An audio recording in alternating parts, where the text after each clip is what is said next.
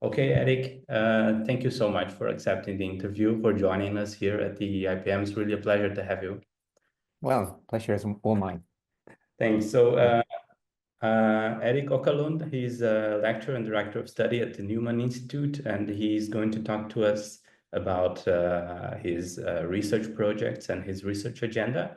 But first, I would like to start from the beginning, from the PhD. Your PhD was in this sort of crossover domain of medieval and early modern philosophy. It was on Francisco Suarez, on the discussion of final causes and the fate of this concept in the later medieval / early modern period. So I wonder if you can tell us a little bit about Suarez and about final causes in that sort of starting topic of your career. Sure. So I can give a bit of background. I come from a background where where I was interested both in early modern philosophy. My first mentor, so to say, at Uppsala University was Lili Alanen, who introduced me to Descartes and other early modern figures, and then Lili Alanen's pupils as well. So that was one part, and then I was interested in scholasticism. So toward my master thesis, I zoomed in, so to say, on Suarez, and it was actually Henrik Lagerlund, who I now work with at Stockholm University, who's professor there in history of philosophy, who was my supervisor for my master thesis already.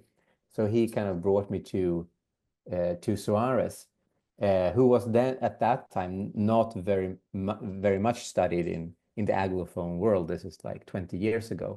Since then, there have been a lot of studies.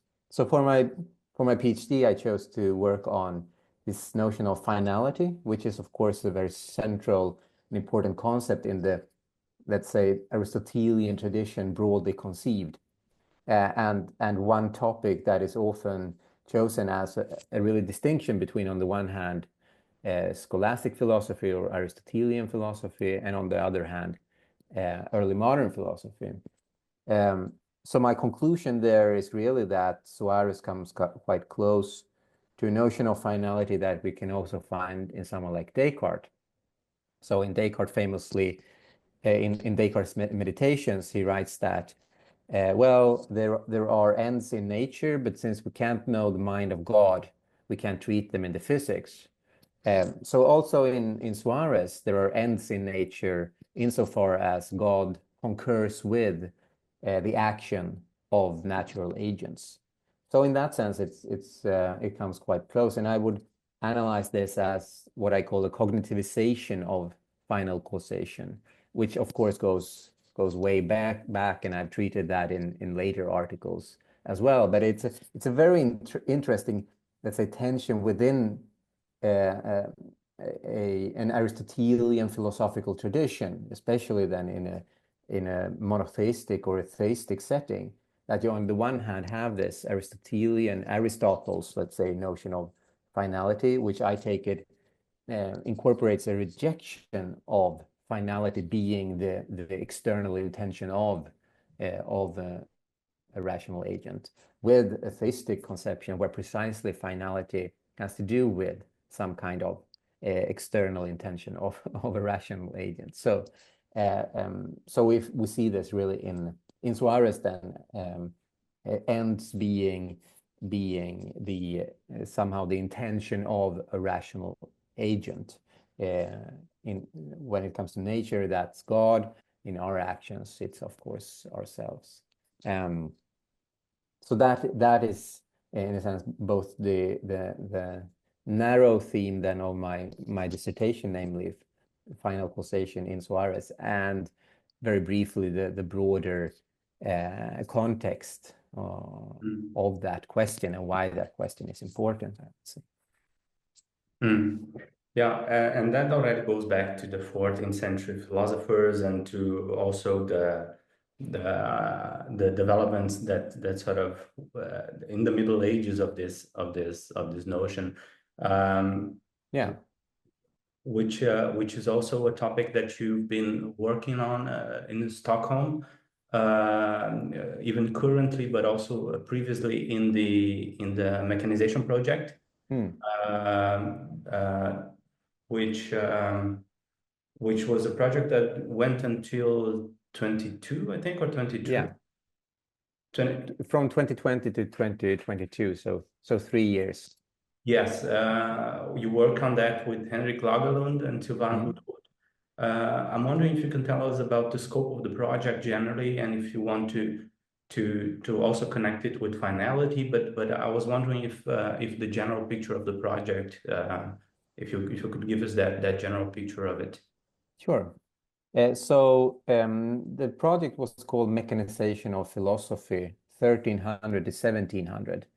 And the very big picture is a project that, of course, is kind of a long-standing project internationally and that many have worked on, is to try to tell a more continuous story of philosophy, and especially in this case, natural philosophy then. From, let's say, the mid 1350s or mid 14th century, that is around 1350, and up until let's say 1600 or thereabouts, when we have, there is a kind of lack of a more continuous story there. So we focused in this project mostly on that period. So we talk about mechanization. And mechanism then, and the first question would be what that is, and as I said, this is natural philosophy, and mechanism can be described, and to try to make a mechanistic natural philosophy can be described in a number of different ways, or that there are a number of different factors that come in there. So one that is often mentioned is, of course, a kind of mathematization or quantification within natural philosophy of certain qualities. So we quantify certain qualities, for example. There is also this inherence of accidents directly in matter. So you start talking about what happens in the natural world and with the from the material aspect, just from the accidents inherent in matter, and from the properties of matter. And here you can see that there's a push toward reducing the accidents to actually what essentially goes for matter itself. But to connect to the finality part, I would also say that there is this analogy then between seeing nature as analogous or in relation to mechanisms that has mostly been studied in relation to artifacts, but to treat nature then as an artifact, or as one has treated artifacts. So we have actually this scientia de ponderibus, so science of weights, that you have from the more of an Archimedean tradition, and that is treated by a person like Giordano's of Nemore in the 13th century, that is very influential. So and you kind of incorporate that then into natural philosophy. So you start describing natural philosophy in terms of mechanisms, that is well, science of weights, or and so on. And this, we argue then, is taking place much earlier than has often been described. Of course, there are earlier studies of this. I mean, someone like Marshall Clagett has written extensively on this tradition, but it hasn't, especially in the Anglophone world, perhaps been treated together in this way.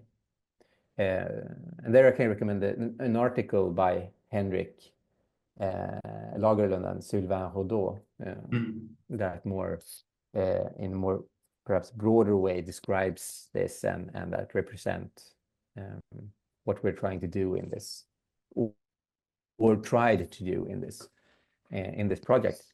And more specifically, I mean, it's not just stating that this is so, but trying to actually spell out the way it goes, and to find the texts and missing links, and try to work more concretely in that way, with actually mapping or tracing these traditions and how they come in then into the 15th century and then further into the 16th century. Yes. So one of the outputs of the project is a recent book that's coming out on Braille by you, Hendrik Åkerlund, Sylvain Hudod, and also Robert Andrews collaborated on the edition part, which is a book on blazes of Parma, entitled Matter, Body, and Motion in Blazes of Parma's Physics. So I'm wondering that I mean, it seems like the book connects exactly to the goals of the project, insofar as it's a book about natural philosophy and a book about a figure that is sort of underexplored in the tradition. Can you tell us a little bit about how the book will look like? We're looking forward to seeing it, by the way, in press. Yeah, great to hear. Yeah, I mean, I think this then represents quite well what we want to do to more concretely fill in certain gaps. So Blasius of Parma, or Blasius Pelicani, lived between 1350 and 1416, just to place him in time-wise. And he's interesting then in many different ways. Among other, that he combined certain traditions. As I was saying, we have different traditions that don't exist separately, but that interact. So for him, coming from Italy, then studying in Paris, he combined the tradition of the Oxford calculatores, Heytesbury and Bradwardine and others, with the Parisian tradition,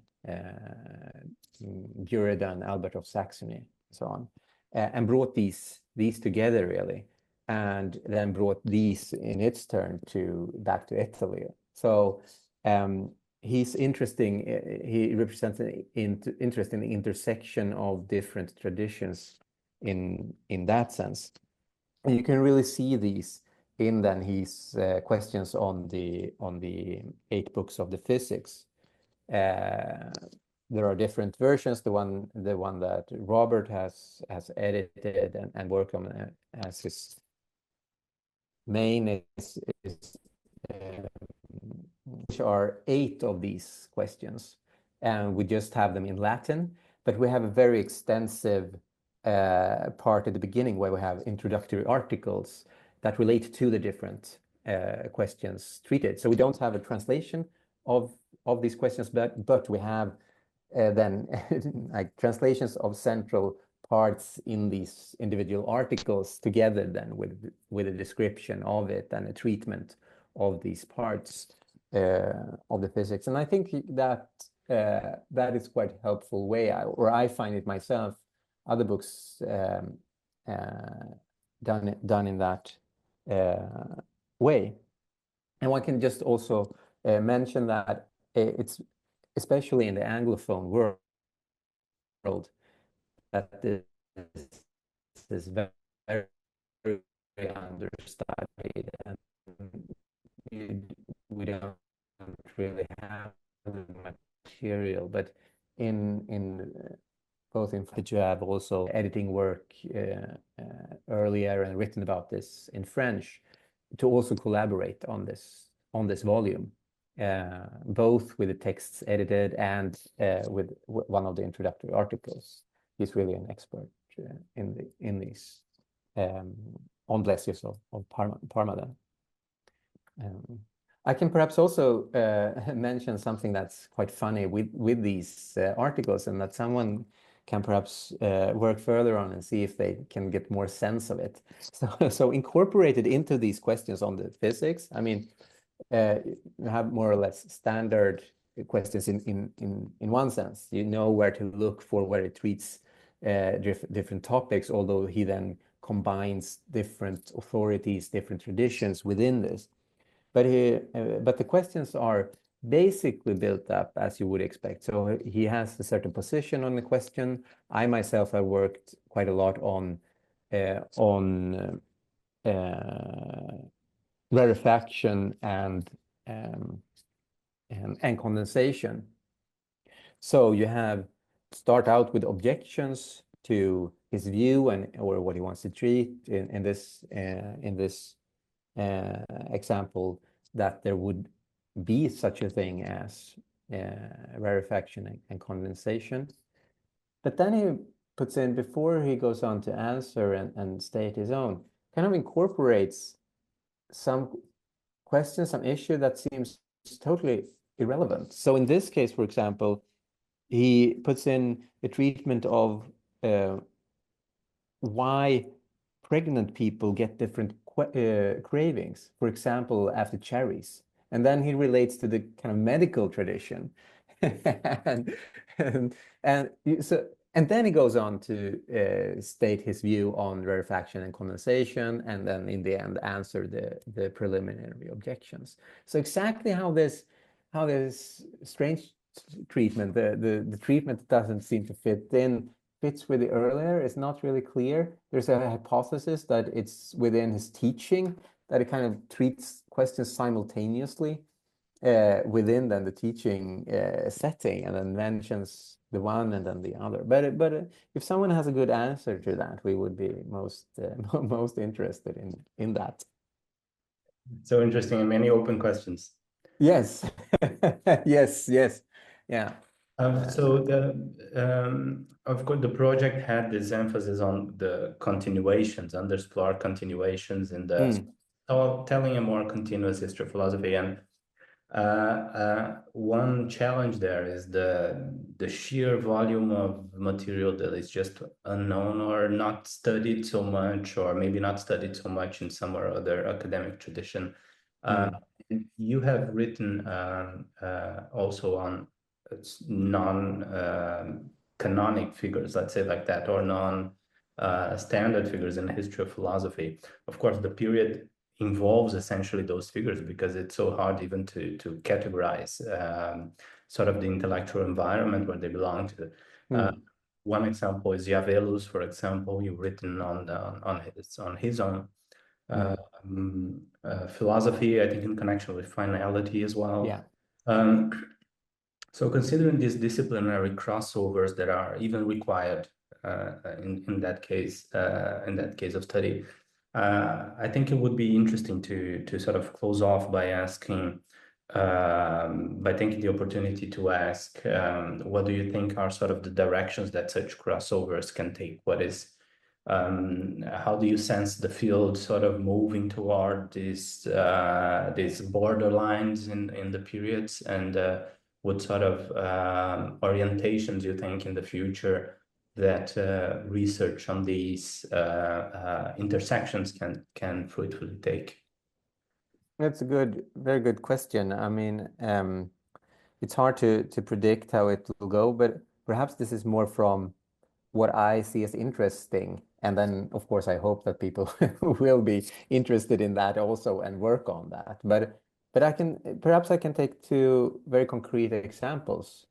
And one relates to actually a conference I just recently attended in Leuven, which was named From Modererum to Modes of Union. So it was on the conception of modes. So this is one example that you have a concept or a notion or a conception, and you try to treat them with different people who are specialized in different areas. So this was from even the 13th century and up then until the 17th century. And of course, you have these modes, modererum or mode essendi, the modes of being that relate from the earliest time to the transcendentals, goodness, truth, to that which pertains to everything which is or which is real or which exists. Well, that's part of what the debate is about. And then this is transferred or transmitted throughout the history, and it changes in certain ways. I mean, Scotus in this on this question, for example, and his followers shaped the tradition. And then, I mean, you come to then someone like Descartes, for whom modes play a very important role in the physics, and also with respect to the union then of matter and soul, insofar as he has a question, that is that it is a mode. And also in someone like Spinoza, modes are extremely important because all there is basically is one substance, but insofar as there are individual things, they are modes of the substance. So what are these modes? And of course, you have this transformation then within the tradition once you come to the philosophers that you call early modern. So that kind of telling of the history of certain concept that perhaps go toward intellectual history that also relate to history of science, but that's driven all the time by the philosophical questions and understanding then different philosophers within their context. That I think is the way forward. Just as another area where I myself work would be in political philosophy. Mhm.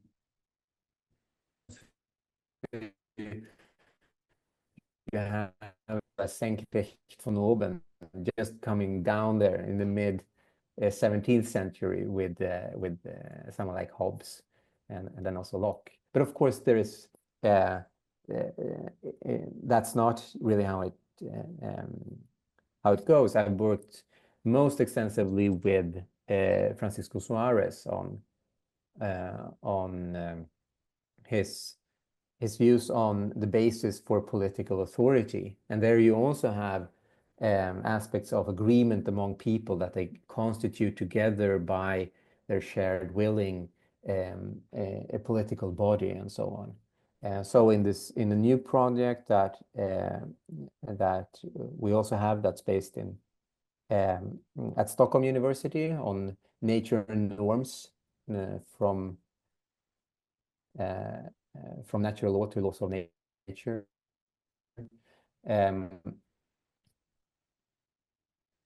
John Mayer, the early 16th century philosopher, who also has this kind of understanding of political power that they come from a kind of consensus of a people. Yeah, so not to delve too deep into that. That's also one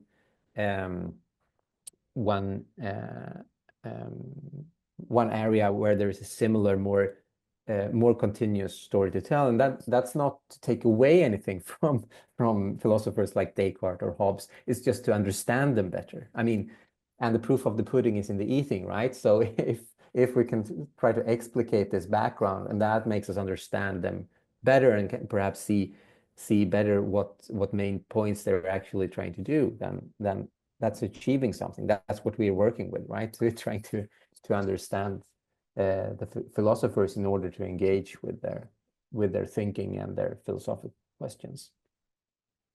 Yes, thank you so much, Erik. That was fascinating, and thanks for your insights on these questions. We never had in the IPM yet these kind of questions that about these sort of crossovers and these borderlines between medieval and early modern. So it was lovely to have you. I'm glad that you invited me. Thank you very much.